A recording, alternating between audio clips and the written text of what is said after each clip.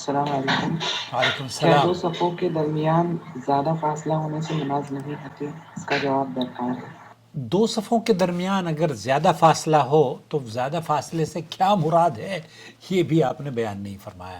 بہرحال سماحت الشیخ عبدالعزیز بن باز مفتی مملکت سعودی عرب سے سوال پوچھا گیا. عن الثاني بما يعادل طول قدم وہ یہی پوچھ رہے ہیں مفتی مملکت سعودی عرب سے کہ صفوں کے درمیان بعض مرتبہ خاصا گیپ ہوتا ہے. التوجيه والنصيحة جزاكم اب الله. ایسے لوگوں کے لیے کیا نصیحت ہے، کیا ان کی نمازوں پر اثر پڑتا ہے؟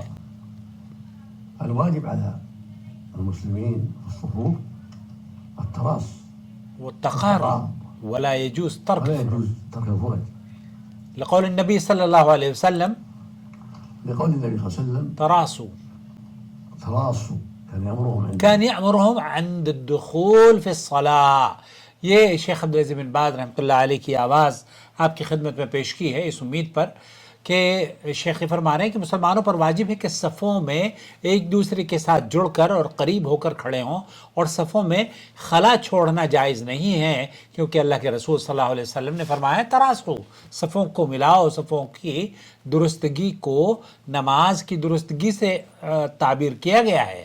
نبی کریم صلی اللہ علیہ وسلم جب نماز کے لیے کھڑے ہوتے تو صحابہ کو حکم دے کے آپ آپس میں جڑ جائیں اور صفوں میں خلا بند کریں. لہذا مسلمانوں پر فرض یہ ہے کہ نبی کریم صلی اللہ علیہ وسلم کے اس حکم کی پیروی کریں، خلا بند کریں اور آپس میں جڑ جائیں، یہاں تک کہ ہر شخص اپنا قدم اپنے برابر کھڑے بھائی کے قدم کے ساتھ ملا دے اور سب قریب ہو جائیں تاکہ صفوں میں کوئی خلا باقی نہ رہے.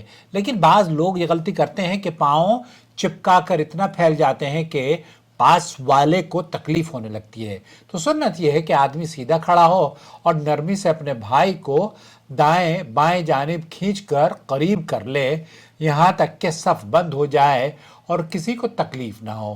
یعنی نرمی اور حکمت کے ساتھ بھائیوں کو قریب کرے تاکہ کوئی جھگڑا ہو نہ اختلاف، اور نبی کریم صلی اللہ علیہ وسلم کی سنت پر بھی عمل ہو جائے. شیخ عثیمین رحمۃ اللہ علیہ نے فرمایا کہ بعض مساجد میں صحن میں لوگ نماز پڑھ رہے ہوتے ہیں، اندر بھی لوگ نماز پڑھ رہے ہیں.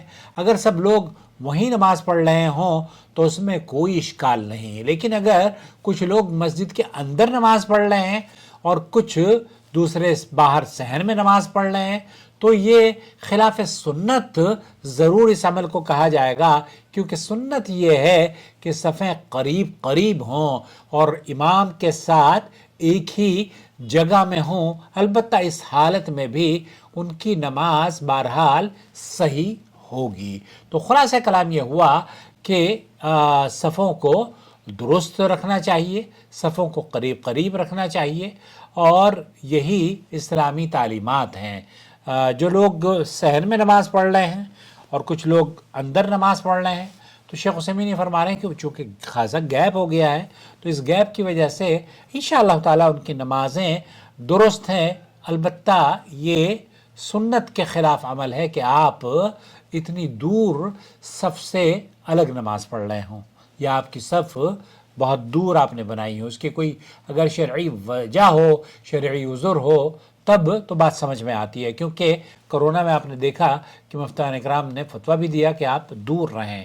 تو اگر کوئی شرعی عذر ہے فبہا، البتہ اصل یہ ہے کہ ہماری سنت، ہماری جو صفیں ہیں وہ ایک دوسرے کے ساتھ ملی ہوئی ہوں جس سے کسی کو تکلیف بھی نہ ہو اور یہ بھی نہ ہو کہ ہم بہت دور دور کھڑے ہیں.